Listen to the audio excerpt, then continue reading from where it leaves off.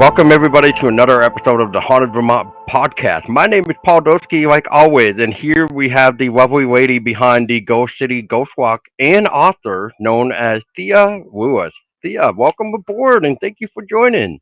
It's great to be with you today. Yeah. So, this is awesome. I've seen you a few times out and about before, COVID hit the world and everything. So I've seen you in Woodstock doing your book pitches there. I forget the event right now. It's like the Woodstock, uh, Oh, it you might know, have been is it the like the big book fair that they have in Woodstock? yes, yes. Yeah, yeah. Yeah, I've seen you there, and I remember you were doing a Barnes and Noble appearance in Burlington one time, and as I realized you were going to be at the Woodstock Book Fair, I told myself I would have brought my books so you could sign them for me, but I didn't realize you were going to be there. So, Well, thanks for your support anyway. Yeah, I just remembered that thing is called Bookstock, which is cool. Bookstock, Yeah, yes. and I spent the day there. It was a lot of fun. It was of course, before the pandemic hit, but I know that I know they're doing them again, so that is cool. Yeah, you'll have to keep me posted so that way, hopefully, I can like go run up there or drive up there. If I run there, Sure. that's going to be quite a bit. Um, So, real quick, for those that may not know who you are, can you just give us a little brief bio of yourself? What I guess made you become an author, and a little bit about your Queen City Ghost Walk. Sure. Well, Queen City Ghostwalk actually started in 2002. I had been working at WCAX TV. I had a career there as a writer producer for about 23 years. And I had been there a while when in 2001 I went on a little weekend vacation to Salem, Massachusetts. And I'd never been on a ghost tour before. And I was fascinated by the history and I thought it was a lot of fun. So all the way home, driving back to Vermont, I just kept thinking, why doesn't Burlington have a ghost tour? This sounds great. So I did research for a whole year, and I had a friend who got a hold of these wonderful books that were created by people who were involved with the local historical society, and they were called Historic Guides to Burlington. There were 3 volumes. So I started learning about the history of the buildings and started letting people know I was hoping to do a ghost tour. And I got to tell you, Paul, when you tell people who are interested in ghosts what you're going to do, you're going to do a ghost tour, people were practically leaping across, their dinner partners at parties to tell me about the stories they knew. And so my rule for myself in 2002, late 2001, 2002, was I needed to have 5 corroborating stories if I was going to put the story on the tour. So if somebody told me about a haunt, for instance, I was at a cocktail party and I told somebody I was going to be trying to do a ghost tour. And this man leaned over his wife and said, well, the Follett House is haunted. And so he meant the Follett House, which is the Pomerleau real estate building in Burlington that overlooks the lake. And I said, I didn't, but maybe I do now. So I talked to the people at the Follett House. First of all, they had some great stories. Talked to some other people who had worked inside the building, some contractors who had been there. And all of a sudden, I had my 5 corroborating stories, and I could put that on my list for the tour. The first ghost tour happened in October of 2002, and I only did a week, just the week leading up to Halloween and Halloween night. And slowly over the years, the dates, people started wanting more ghost tours. And my husband said, why aren't you doing these earlier in the year? And I said, well, isn't it just a Halloween thing? And he laughed and said, no, Thea, it is not. So we started moving back through October, back through September, back through August. And, as you probably know what follows, we had one tour. And that tour was our downtown tour, which is now called the Darkness Falls Tour. And after that, Ghosts and Legends of Lake Champlain, cemetery tours, and the rest is kind of history. That's a lot to take in. Now, you It also is, I know. and so when did I want to say your true crime come into play, or was that also included with your ghost hunts? Well, when I started writing books for the History Press in 2009, my books were haunted books. The first one was, of course, Haunted Burlington, Spirits of Vermont's Queen City.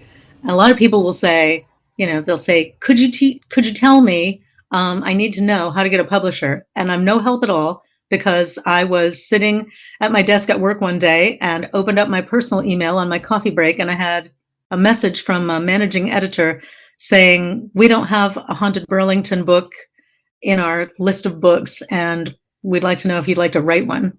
So after that, Ghosts and Legends of Lake Champlain, Haunted Inns and Ghostly Getaways. So when I wrote Wicked Vermont, which is mostly a non-haunted book, it's about kind of quirky stories of things that have happened all over the state. I discovered some really interesting true crime stuff about Burlington online, in the old Free Press archives and other places. And I said to myself, back in 2019, well, why am I not doing a true crime tour?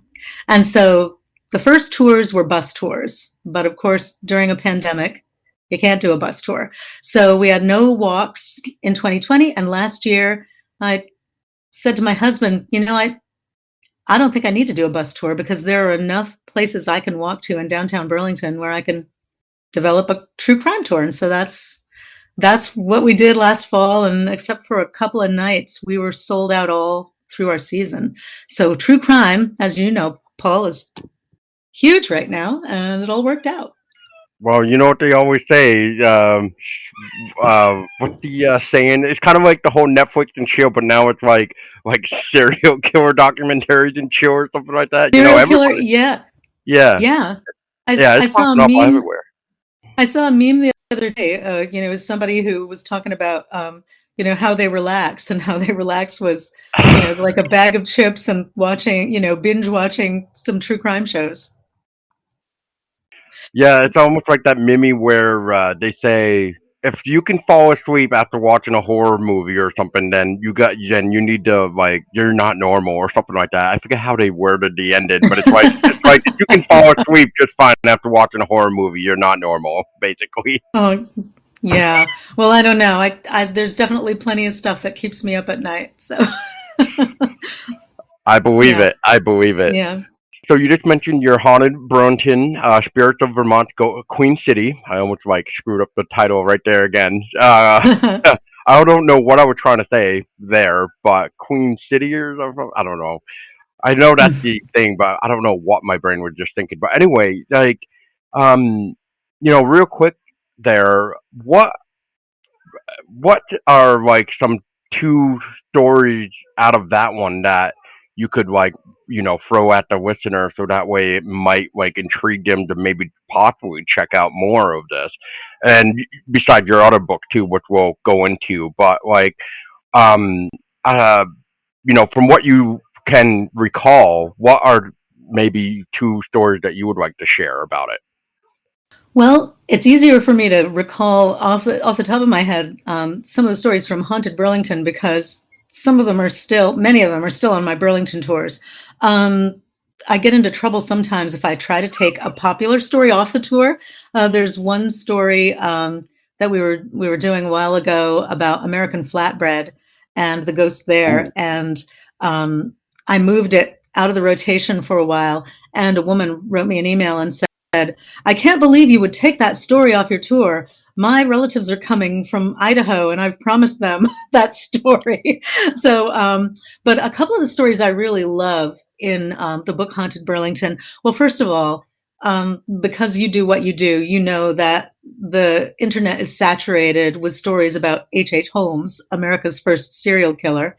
And in Haunted Burlington, I do talk about him, not because of his Chicago exploits, but because of his Burlington connection. I like to call H.H. Holmes UVM's deadliest student, because he did attend. Nice. Yeah, he did attend the medical school at the University of Vermont for a year. It was one person who weighed in on our Queen City Ghostwalk Facebook page called him a UVM dropout. H.H. Holmes, the UVM dropout. But He's fascinating. I mean, several ideas in the Holmes story. I mean, first of all, that he was not only a psychopath but a polygamist. He also swindled people out of their money. He did insurance scams. He may have killed in excess of 200 people, um, thanks to his knowledge of medicine and the fact that he owned a hotel during the 1893 Chicago World's Fair. And he did come to Burlington when he was in hot water with all of these insurance scams, and the authorities were looking for him. And what he did during the end of his life as a serial killer in the United States was just grisly and fascinating. He ended up taking someone else's children across country and into Canada, and bumping them off one by one. So just so many things about H. Holmes. The fact that people are looking at handwriting samples that indicate he may also have been Jack the Ripper.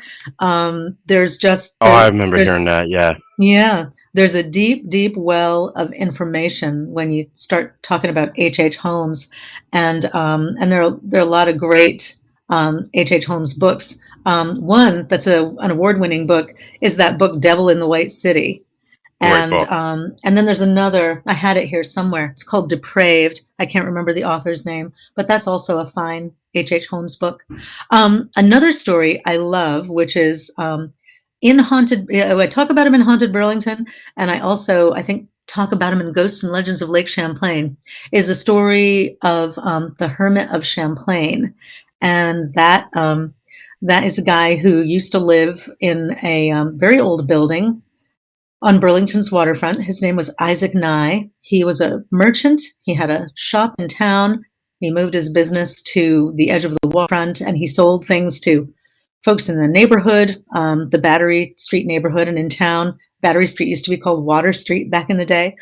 And he dealt with the ships, did business with ships that came into the harbor. But he was also a recluse, and he ended up, when he passed away, asking that he be laid out on the counter where he'd done business before he closed his shop.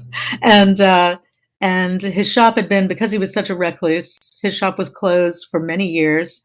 And then when people filed through to pay their respects, nobody cleaned anything up. So there's this old store with this old dead man lying on the counter, and dead bats and rats and spider webs and things. And people just, I guess, Isaac Nye was so strange while he was alive that they just took it as a matter of course that he would be weird after he passed away. So circumstances would be strange after he passed away.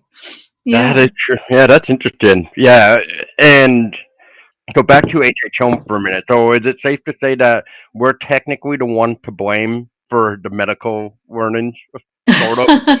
Well, no, because he did go on and get more. He started off in Burlington, and I mean, I have no doubt he was. I mean, I know he was a wily character. He was also probably a pretty bright guy. He was one of those evil geniuses, I guess.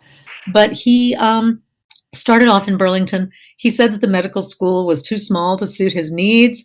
I kind of feel like he was probably up to some of the stuff, up to no good in Burlington, and it was a question of being a matter of time before he was caught. So That's what I he was thinking. Yeah, took off, moved on to greener pastures, did get his degree in pharmacy, and then decided to create havoc there in Chicago. And I've read that H. Holmes there didn't seem like there was any rhyme or reason to why he killed somebody except for those insurance scams that he was yeah. doing. Like he discovered that back in a time when we didn't have any kind of, we didn't have a lot of mass communication, social media.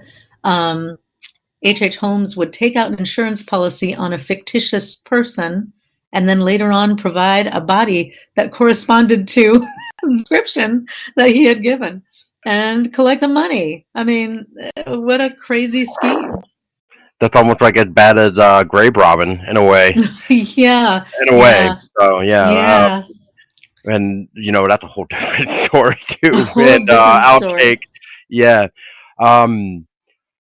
Let's see here. Just like, yeah. I mean, I'm trying to think. There's another place too. that I don't think I've heard you mention yet. It's not American Flatbread, but there's another one. I think that's close to you guys. It starts with Oh, an S, like oh, Shante, Shantu, oh, let's see. I don't know. We generally, depending on the year, there are a lot of places we have gone. We've gone to Vermont Pub and Brewery, and we explore the old Merchants Bank on College Street. There's a great ghost there, kind of a watchful ghost named Howard Ledger. There, that we actually found out who the ghost. We're pretty sure we know who the ghost was. And let's see what else. So. We definitely have done the Follett House, um, just so many different places on the tour. Nectar's is a little haunted on Main Street, oh yeah. and yeah, Nectar's has got some cool and spooky energy. People have talked about seeing the ghosts of twins. Kitchen workers in the past have talked about seeing the ghosts of twins, a boy and a girl. And let's see. I'm trying to think of where else we've been. What else? The mall. I'm super worried about. I'm super worried about the mall. Which People one? unkindly. The Burlington Town Center Mall. It's closed Okay. now, and it's a big part of it's a big hole in the ground. And Hmm. I am definitely worried. People, I've made jokes that people are worried about the changes in the infrastructure and housing and retail, and I am worried about the ghosts because Burlington Town Center had 3 ghosts that I knew of. One was the ghost of the typical Paul, because you deal in ghosts, you've heard the stories from different places, usually rural, but called the White Lady or the Lady in Yes. White. Oh yeah. People will see. So the mall had a report of a white lady or lady in white. The mall also had a man, and I feel like the lady in white was maybe late 1700s. Oh wow. There's an 1800s gentleman that would appear as a full body apparition, and then there's a young boy, maybe 8 or 9 years old, who would often appear near the front doors of the mall when the mall was closing up at night, and they'd turned out the lights, security's closing the doors, escorting the workers out because they would always make that announcement: the mall will be closing in 10 minutes. So they get everybody out of there, and then all the people who are working like count their money and lock up, and then they leave. And we had a couple of young ladies, handful of young ladies, who talked about walking out the front doors, and their friends walking behind them would say that they'd seen this little boy kind of hanging out, walking out the doors with them.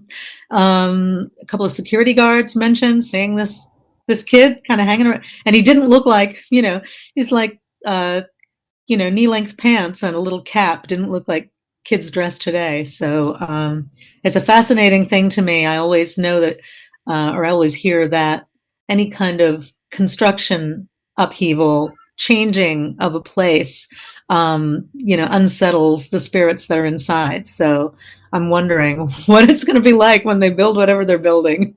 We'll see. Definitely. And I just found what I was trying to think of. It was called the Shanty Oh, Restaurant. the shanty.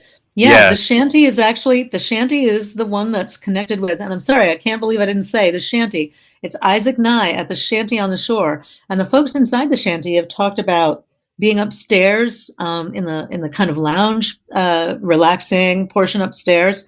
And if you, there have been times when people have talked about Isaac Nye or said his name a little few too many times, and the liquor bottles behind the bar will begin to rattle back and forth, and things in the room will blow around even though the windows are closed. We've had servers in the place talk about having really strange things happen to them, people Nothing getting carrying thrown. supplies. What's that? Nothing getting thrown. I haven't heard of anything getting thrown. I've heard of furniture being moved and people feeling the sensation of someone they can't see bumping up against them, which is creepy enough. Interesting in itself. Pretty Yeah. pretty creepy. We've actually had people who have attended events at another restaurant that is haunted, that used to be right across the little street from the shanty, the old Ice House restaurant. Yep. We've had people talk about going out to their cars at night and seeing what appeared to be an elderly man in old-fashioned clothes standing out behind the shanty, just looking off into the distance. So maybe that was Isaac Nye. We don't know. Yeah, I was just about to mention that story Yeah, there between the shanty and the ice house. They almost feel like yeah. it might be the same spirit. So I don't know. I don't know. The Ice House has a great apparition, a woman ringing a dinner bell. Ooh, And there was a period of time back when they were building steamboats on the waterfront. There was a period of time when there was a crew building a steamboat right out there behind where the ice house is now. So it would be interesting to know whether she was the person responsible for feeding that crew of men who were building the steamboat. yeah, there's a lot of crazy theories. I bet we could go There into. are. And to touch on like near the waterfront too. So you have the second book that you did, the Ghosts and Legends of Lake Champlain, and Uh-huh. so I guess I'm gonna have to mention a couple things with this one, obviously, because it's Lake Champlain. But one specific story that I actually loved about, and I'd like to hear more from you if you remember it at all, is the I forget if it was the pirate ship or some sort of ghost ship that is Oh, the seen on ghost Lake ship. Champlain. This Yes, the it's the Phoenix. Yeah. the Phoenix. Yes. The steamer Phoenix. And Jehaziel Sherman and his son Richard were both captains at one time or another on the Phoenix. Jehaziel was the older one, and he apparently was. You remember the story? He was cursed. He was cursed. He came from Whitehall, New York, and docked the boat in Burlington.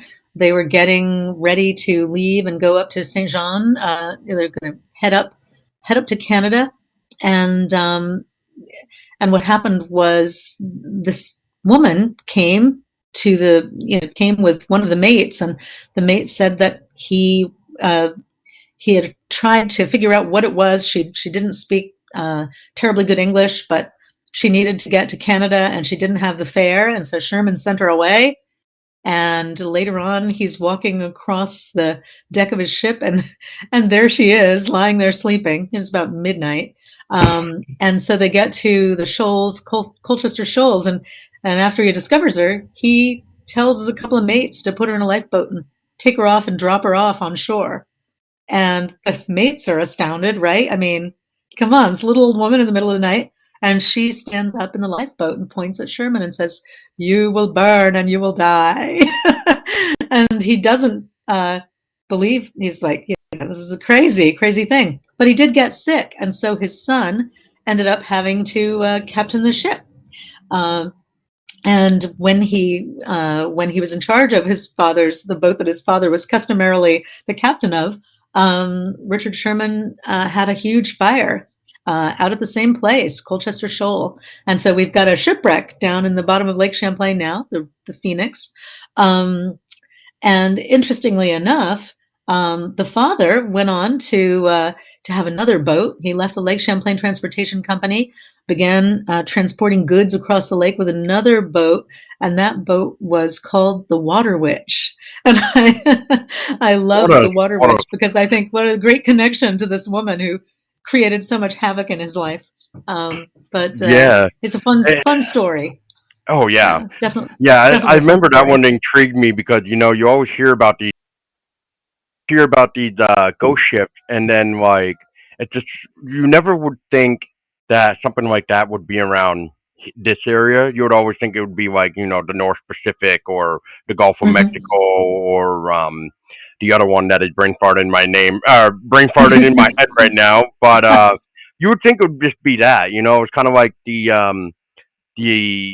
Amelia Earnhardt who flew around the world and disappeared. You kind of Yeah, think of that. You kind of think of that, like, and then with Amelia, you can go into like the Bermuda Triangle, that type of thing. Like, oh man, this almost sounds like a rabbit hole. Every time you go, you think your eyes into the text of something new because you just yeah, never know. And half the time it makes me wonder, well, how did you get this theory to begin with, depending on the theory. mm. Yeah. I It's don't know. I really don't know. it's kind of digging through history and hearing, like I said, so many stories about these people and the things they did. It's really, this stuff is so interesting, and I just love reading about all the connections between the different captains and the different boats and all the different things that happened. Another story that I really like isn't about it does have a ship in it, but I love the story of the little island out there in Lake Grand Isle. Champlain.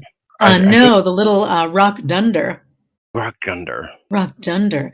That is, there's an old Abenaki tale about how Bodzihozu there, and I hope I'm saying it right. They had a creature who was kind of a god who was supposed to have created all of the Champlain Valley, and then it rained and created Lake Champlain. And they talk about this creature as being this very large creature with 4 arms but no legs and just dragging itself around. And so they say that after he created all of these beautiful things, he turned himself to stone so that he could sit forever in the middle of Lake Champlain and regard everything he made. And so there's a story about a ship that was out there during the War of 1812, and a Commodore, I guess, on this ship that thought in the fog of Lake Champlain that little island in the dark, in the fog, was another ship, an enemy ship, and he ordered his men to fire on it. And they were like, "No, Captain, it's not, it's not a ship. It's just this big rock sticking out." And so apparently when the mists parted and the sun came up, he looked at it and realized that it really was just a rock and yelled, "It's a rock by Dunder." And that's how it got its name. It's just these stories passed down, and you don't know. Sometimes you take them with a grain of salt, but Rock Dunder, it makes sense. It's a rock by Dunder, which was the closest, one of the closest things I guess you could get to a curse word you could say in front of other people back in those days. Amazing. Yeah, that story kind of reminds me of the infamous Easter Island. They have those statues overlooking the water for the return of what, So Yeah. it almost kind of reminds me of that, where he turned himself to stone, overlooking everything to what, maybe watch what we do with his lake that he created or something. Yeah. Maybe his return. Who knows? Never know. Yeah. And obviously, Lake Champlain is infamous for our lake monster, Champ. Yes. So, and then we have the famous photograph, may she rest in peace too, which you actually interviewed her. So I guess for those that may not have gotten a chance to really know who she was, but just real quick, for this aspect is what was she like? Because you know how they usually say with witnesses, sometimes they can either change their story or sometimes they will show the emotion. What I'm trying to say is what was she like still when you were talking to her of just being able to say look, this is what happened, this is my photo, and what was the reaction? Yeah. So many names, like so many people. It's like when we started talking about how we were going to do this podcast and you were going to invite me on. And I was like, oh man, I've done so many ghost stories and so many books that sometimes I can't remember where one, ends and another begins. But yeah, when I was writing Ghosts and Legends of Lake Champlain, I felt so fortunate to talk to Sandy Manzi, who has since passed away. And you ask about kind of her demeanor and how she handled all this. I was so impressed by the fact that she was so completely down to earth and really grounded about how she just really matter of fact about how she felt about this incredible discovery that she had made. And for people who don't know how it happened, back in the 70s, she was here with her fiance, and they were on the shores of Lake Champlain up in the St. Albans area, and they just trundled all of their stuff from the car down to the lake, and when her fiance came down, she was sitting there staring out at the lake. Kids are playing on the edge of the water, and she's looking, and she sees this thing with this long neck, reminiscent of a horse's head and a long neck with a hump. and it's it's there in front of her. And she told me, he said to her, why are you just sitting there? Get the kids. And he ran down and he's, pulling these protesting kids. The kids are like, no, we don't want to go. And he gets them out of the water. And she had the presence of mind to pick up their, I think it was at the time, like an Instamatic camera, Kodak Instamatic, pick it up. She said she took one shot and her hands were a little shaky. She didn't get it. It was blurry. The second shot was the shot we all know, people all over the world now know, as that like first incredible and very credible picture of the Lake Champlain monster.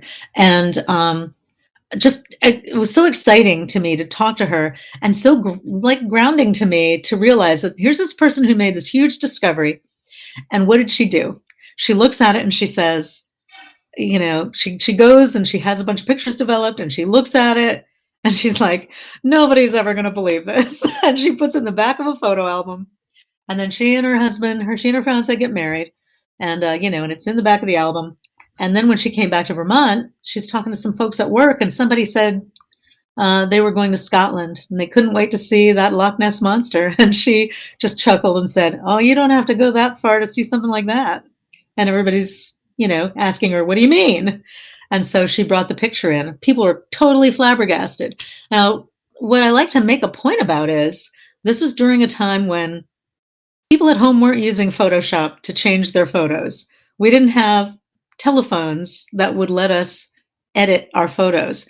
She had this photo and it was incredible and it was real. And, it was tested. People said this photo has not been tampered with, and people wanted to buy it. The National Enquirer, wanted it.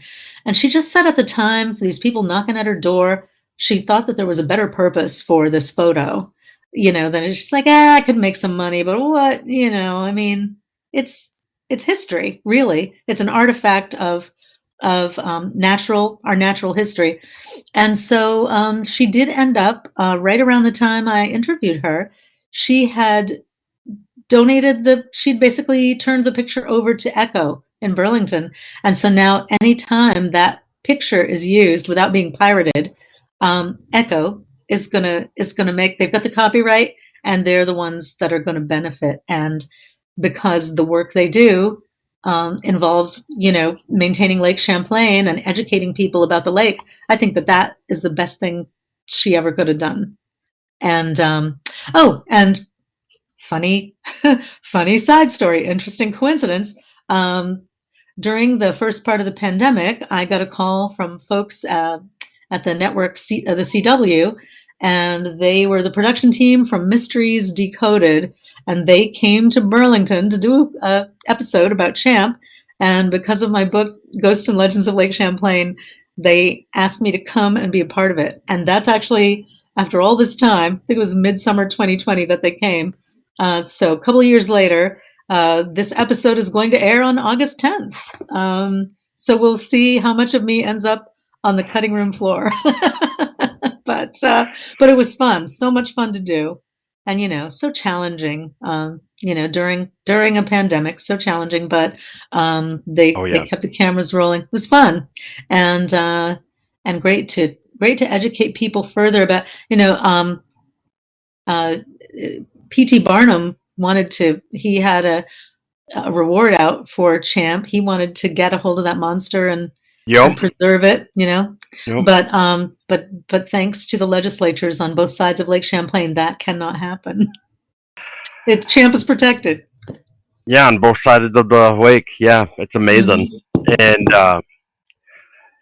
I think New York that was able to protect him first before it came over to Vermont, right? I don't remember which was first, but I do remember reading about the fact that, Champ was not going to be able to have a bounty on its head, and that sounded pretty good to me. I've talked to people who, it would be nice to have more.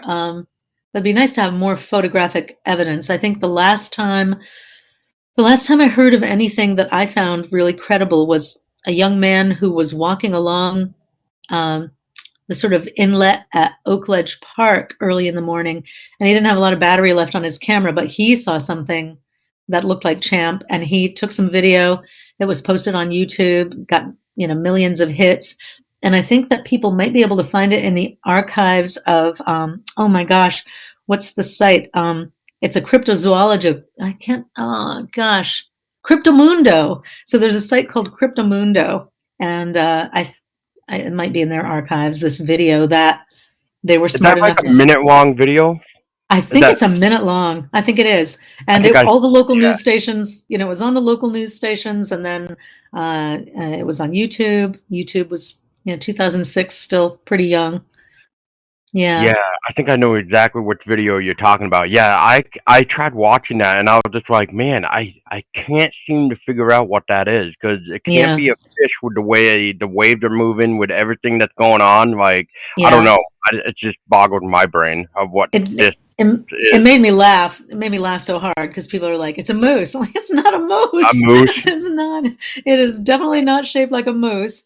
And somebody has said it's a big dog. I'm like, no, it's no. I don't know. No, Jury is out. no. Yeah, You'd be seeing more of the dog. Same with the moose. I mean, a moose is huge as it is. So I mean, yeah, that's yeah.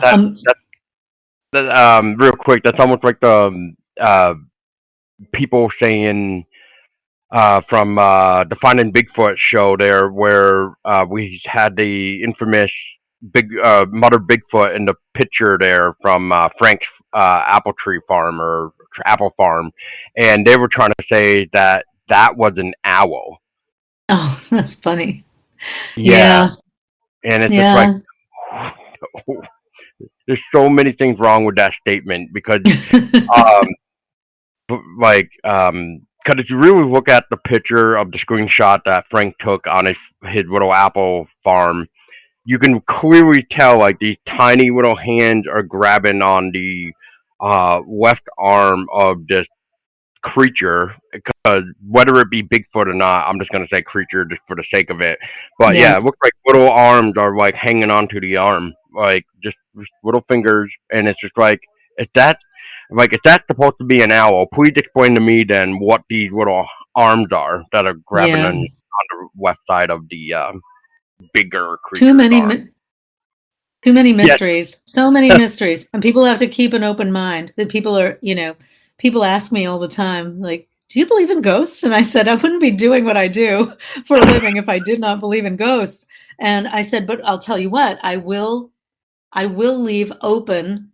I'll leave things open to the possibility that it's some kind of it's depending depending on who you are, you've got to believe there's some kind of energy. I mean, people are not just people are hopeful a lot of times when they've lost a loved one about wanting to have contact, but there are so many things that are unexplained that happen to people that are not related in any way to whatever the story is, and we see these things and get these accounts time and time again, whatever it is. If it's like some kind of time leap, some kind of other energy, I just have to say that whatever it is, I believe it's there. I can't pin down exactly what it is. Call it a ghost, call it whatever you want, but I do believe. yeah, and one of my famous quotes that I like to say every now and then is like everything has energy. You know, Yeah. everything has energy. And Hmm. if you think otherwise, then I guess you need to go outside more. Because Yeah. Yeah. yeah, Yeah. and because I mean, great examples would be like residual hauntings where they left the imprint on either a battlefield, this building, this whatever, this house in general, this Yeah. object even, because that's where we even get like the cursed object, I guess. Or I might be saying that wrong, but that sounds right to me. But um, like that energy is built around.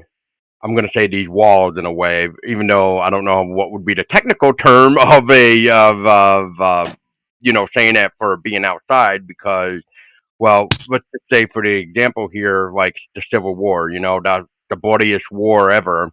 So if you Hmm. go to Gettysburg, that whole field is just painted in red, basically. So Yeah. that's the imprint that was left, and that's why people say even like what 100 and something years later that they can still hear the battle still going on to this day. Kind of like with the Hubbardton battlefield here, you know? Yeah. Yeah, I just had a situation maybe a week or so ago where I follow a lot of paranormal sites on Facebook, and people were talking about different very haunted places, and somebody remarked that Gettysburg was one of the most haunted places anywhere, and another person weighed in, "Oh, don't be ridiculous. It just amazes me how people pick their favorite place and then they call it the most haunted place." And I usually try to stay out of these things. And I wrote back and was like, are you kidding me? Do you know how many people died just on that main battlefield at, like on the big, and then you're not even talking about Cemetery Hill. You're not even, Oh yeah, so yeah, many people, so many people died in Gettysburg, and Gettysburg is so haunted that we stayed in like a comfort inn in Gettysburg with a little mall, like a little two-sided like strip mall behind it. And every store we went into, the people would tell us about how haunted the mall was. It's like it was. And I said, how is that so haunted? And then I did some research on the site, and it used to be one of the old field hospitals. So right there where, yeah, perfect. the mall is there, used to. So people were dying there. People were dying, regularly over the course of this battle. And, I remember saying to this person, it wasn't just like they fought and that was it. They fought for days. People waited, on Cemetery Hill, knowing that they were going to die, Yeah, and just amazing. You were talking about. Do you have time for like you were talking about residual hauntings, like yeah. the ones that aren't intelligent hauntings? Or so I went on a ghost tour in Portland, Maine, years ago, and the story is a story that I just carried with me.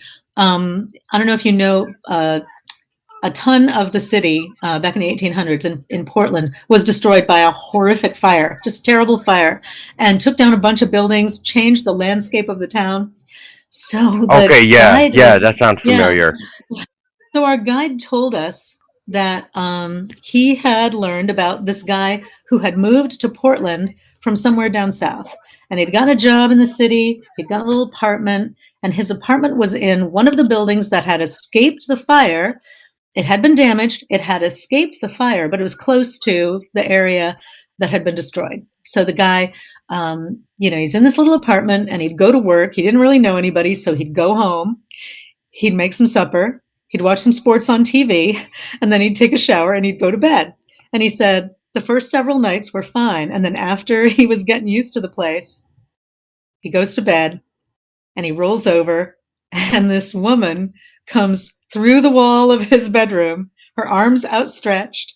She's just staring straight ahead. She lets out this silent scream, and then she runs out the door, through the door. Nice, nice. So he's like, what the hell? So it doesn't happen for a couple of nights. And then one night it happens again, and it keeps happening. So he's sitting around at work with a couple of his friends in the cafeteria at work, and he tells them about it. And one of the guys goes, dude, you need to move out of that apartment. And he goes, do I really? Because I got to tell you, all she does every time she comes is run through the wall, hold out her hands. She makes a scream, and then she runs through the door. And then I roll over and I go back to sleep. So that's like an example of somebody who's just like taking it easy when it comes to spirit energy. He was like, I don't know. It seems like it's fine. In this case, yeah, it is fine because Yeah. that just sounds like it's just repeating itself Mm-hmm. over and over again. It's And yes. yeah, it's Yeah. amazing. It's like Just that residual haunting, just energy. yeah, Yeah.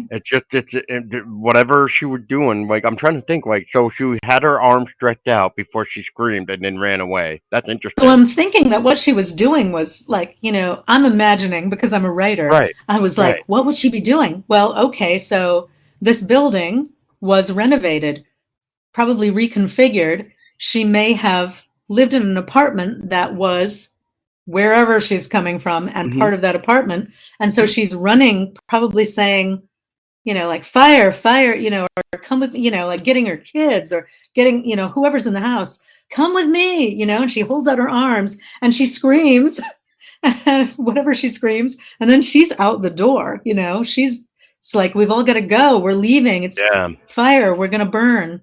And that's just my tour guide's intuition. That's all. Hey, Yeah. that's good enough for me. Cause yeah, I mean, I don't know why else you would have your arms stretched out unless you were trying to pick something Yeah. up. But I don't know. Yeah, just like, hey, come on, we gotta Yeah, go. yeah, Whatever she's yelling. So yeah, and crazy. yeah. I might as well mention this since we're just talking about Gettysburg, but it would be perfect because I actually just recently saw an article again that brought it up, and apparently he still resides there. So I'll just say it again. So Abraham Lincoln, I guess, still roams around the White House to this day. Still, so I think I have definitely heard of Lincoln's ghost, and it's funny. His wife was such a huge fan of spiritualism. Mary Todd Lincoln was someone who consulted with psychics and was into seances and stuff like that. yeah, she was And she so was the a crazy fact that lady back then. the fact that Abraham Lincoln, she's got this husband who kind of tolerated her, her interest, but now we hear that he walks around the White House.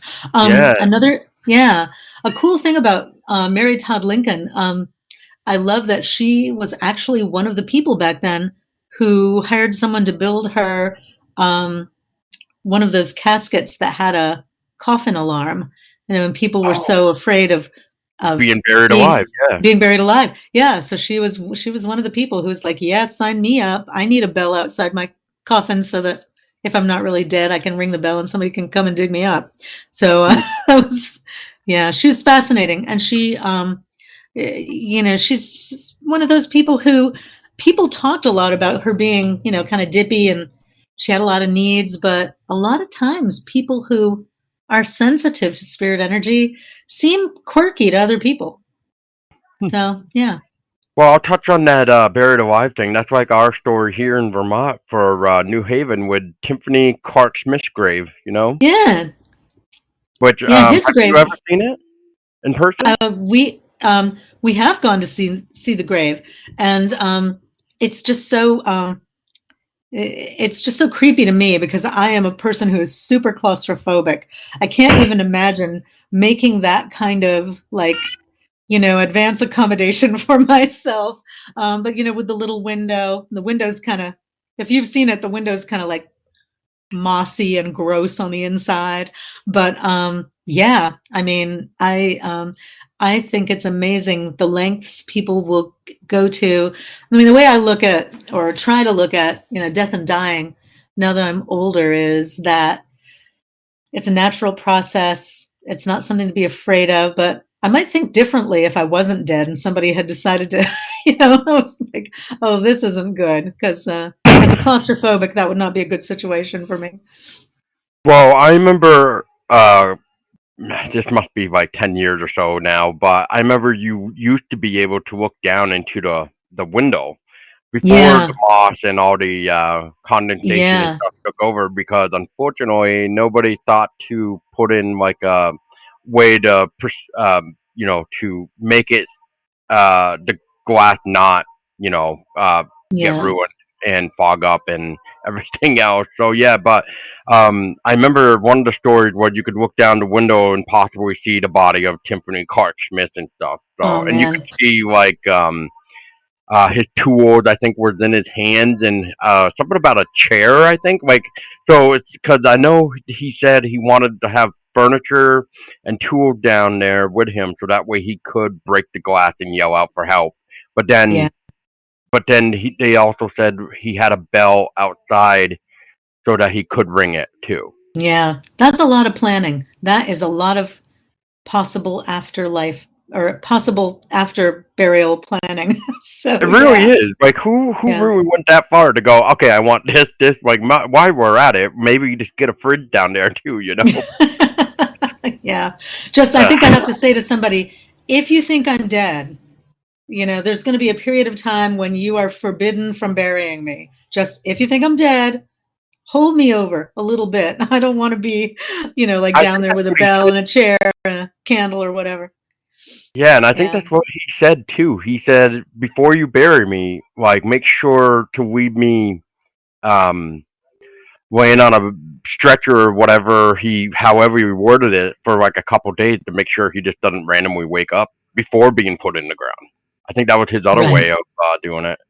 But yeah, Right. um, yeah. So moving on real quick. So I know you had Wicked Vermont, which that was more like true crime and stuff, but you were mentioning there's like possibly like a ghostly tale in that one. Yeah. It's brief, but I That's do fine. write about Ethan Allen because Ethan Allen is always kind of a funny character to me. We look at Ethan Allen for his, daring exploits, um, over at Ticonderoga, and sometimes we forget like he was a human being with a lot of failings, sometimes more failings than others. I mean, people thought that he was this loud blowhard and he was difficult to deal with. um, but he used to say, sitting around the fireside with people who knew him, he would talk about how he believed in reincarnation, and that when he passed away, Ethan Allen claimed he was going to be reincarnated as a powerful white horse. And when I first read this somewhere, I was like, oh, that is ridiculous. And you don't, I mean, how does anybody predict what they're going to come back as if they're reincarnated? But sure enough, this is weirdly enough, there are people who have walked or lived near the Intervale in Burlington who have seen, and it's always in the morning, this very powerful white steed, this white horse galloping across the fields there in the Intervale. And, might be somebody headed down, to do some fishing, or just somebody, somebody working on the land nearby, and they see this horse. And I think that it's just the craziest, but also the most fortunate thing. It's like, how did he know? How did he? This guy was bossy in life and then bossy in the afterlife. This is what I think. Yeah. Well, that's like I forget the story exactly, but going back to like the haunted Burlington for a minute. But I know we have the Ethan Allen Engine 4 building, Oh, or actually, the Ethan Allen Engine Company on Church Street. yes, Yeah, and that is a story of a wonderful, heroic firefighter who went to a fire on a. His name was Edwin Parker, and he was originally from Cambridge, and he went to a fire in January back in the early part of the 1800s, and it was such a hot fire. A couple different teams were called, and it was at the old Holt Spool and Bobbin Company on Pine Street. And unfortunately, while he was there, the side of the building erupted and rained brick down on him, and he died. But then after that, it's said that he's an entity hanging around inside the old fire station, the Burlington City Arts Building. And a funny thing happened. My husband and I were, I think it was a late spring, early summer day. We went downtown, had lunch at a local restaurant. We were looking at places to do a special event, and the City Arts Building was open. So we went inside and we got into the elevator to go up to one of the rooms that's used as an event space. And we went up about halfway and the elevator stopped. And we're like, okay, we don't know who's working in the building. We could ring the buzzer. We don't. And so I think I said something like, Edwin, this isn't funny. And when I said, Edwin, this isn't funny, the elevator started moving up to the top floor and we were fine. I think we took stairs down the other way. But yeah, it's just a lot of people are, uh, people, I know we're probably getting to the end of our time, but I wanted to say that um, people are so funny a lot of times online about, they'll say, I think I've got a ghost and I want to know how to tell them this or that.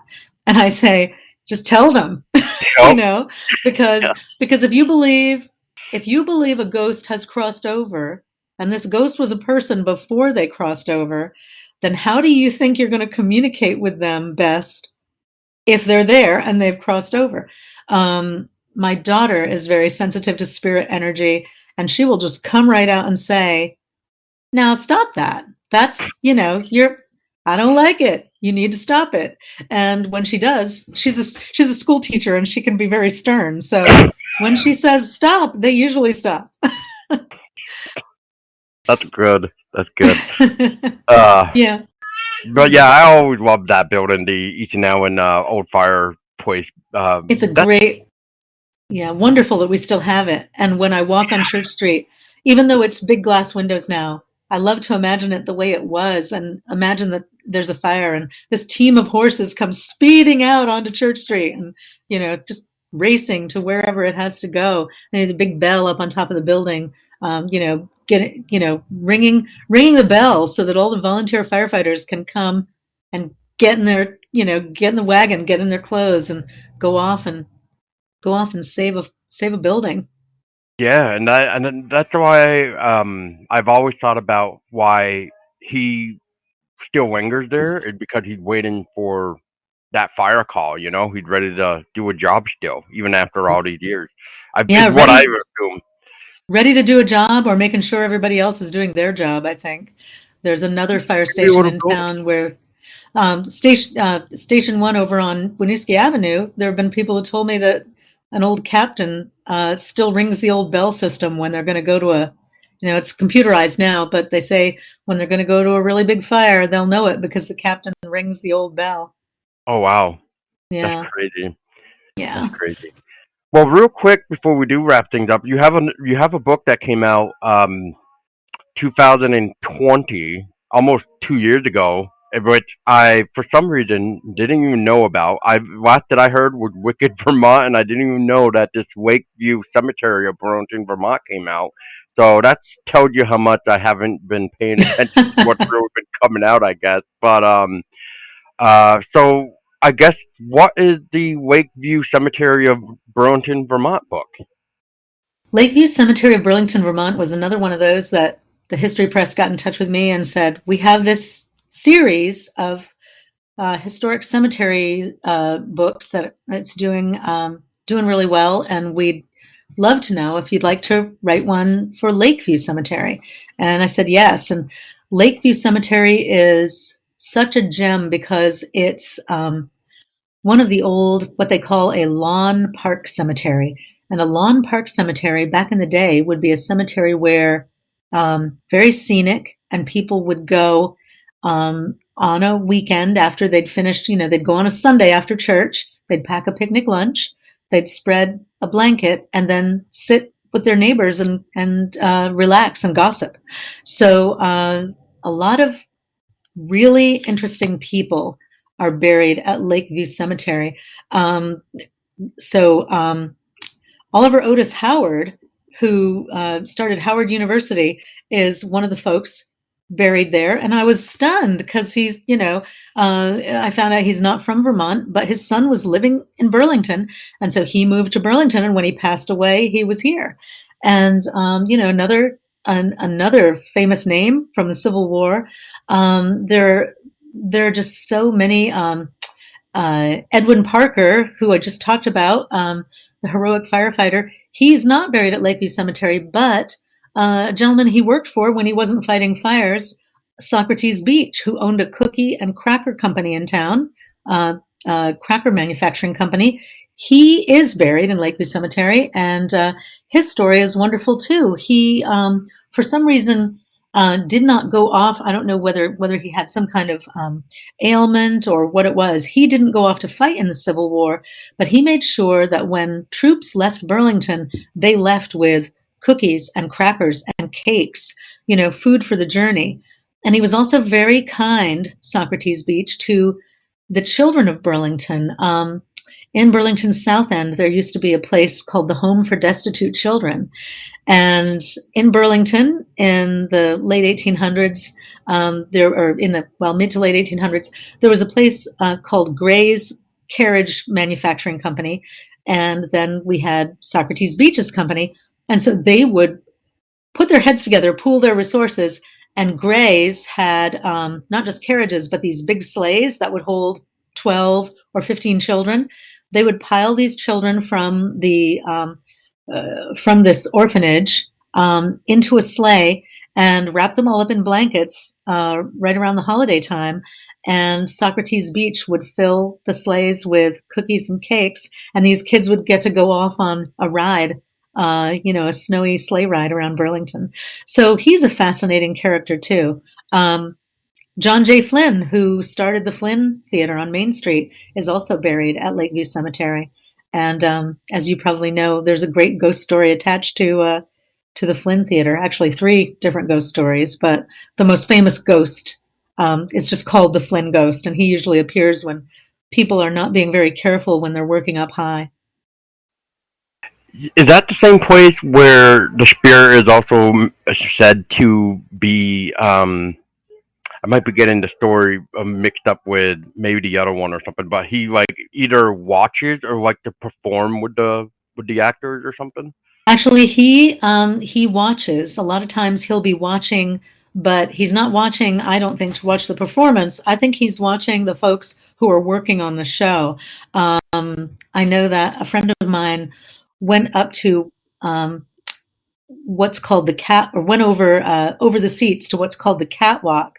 She and another individual were sitting while the show was going on, and she tapped her friend and pointed, and they could see there in the dark. They could see this ghostly figure. So it's an amazing thing when people see him. A lot of times it's when they're up high on the catwalk, they're bringing stuff to the organ loft, and they're just not being so careful about how they're going about it.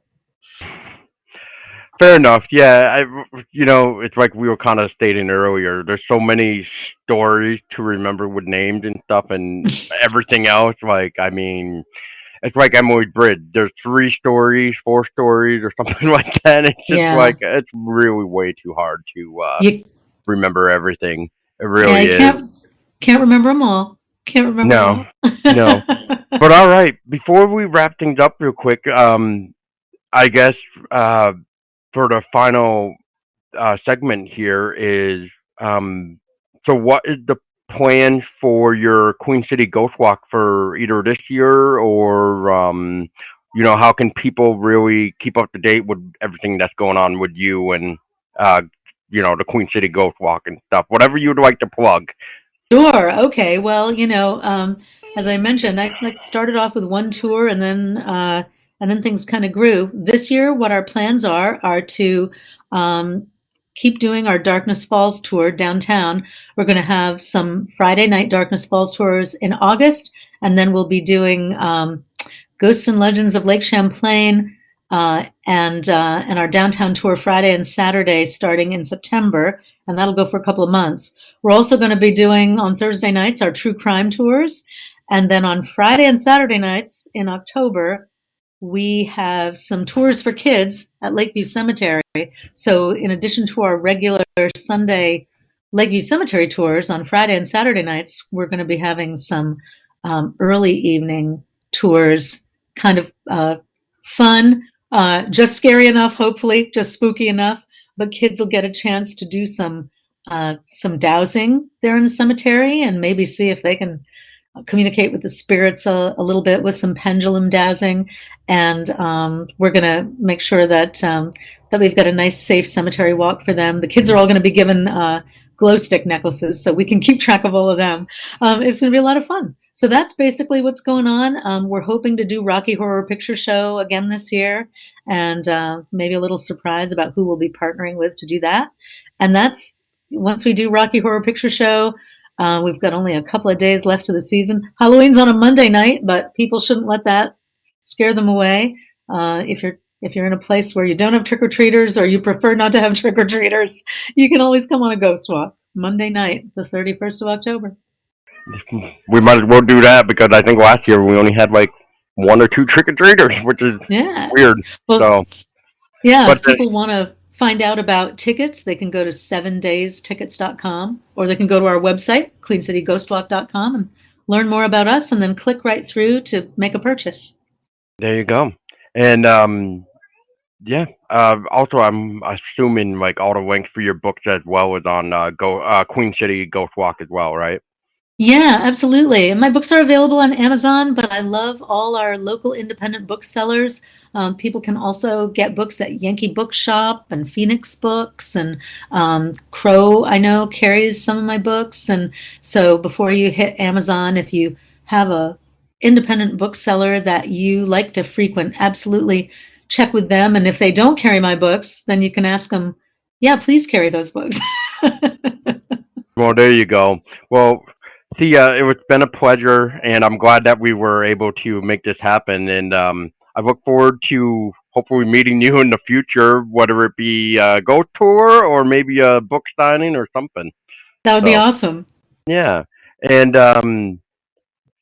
for everybody else listening, thank you so much for your time. And if you got this far, you deserve a cookie and crackers, just like everybody else.